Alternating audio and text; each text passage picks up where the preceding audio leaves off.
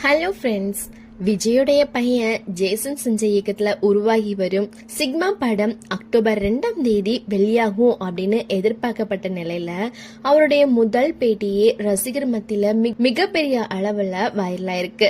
அதுக்கப்புறம் இப்போ மறுபடியும் ஒரு தனியார் யூடியூப் சேனலுக்கு ஜேசன் சஞ்சய் பேட்டி கொடுத்திருந்தாரு. இந்த பேட்டியில படம், எதிர்காலம், குடும்பம் மட்டும் இல்லாம தன்னுடைய வருங்கால காதலி எப்படி இருக்கணும், எப்படி இருக்க கூடாது அப்படிங்கறதையும் ரொம்ப ஓப்பனா பேசியிருக்காரு. இதுதான் இப்போ ரசிகர் மத்தியில ரொம்பவே பேசப்பட்டு வருது. முதல்ல ஒரு விஷயம் என்னன்னா, ஜேசன் சஞ்சய்க்கு இதுவரைக்கும் காதலியே கிடையாதான்.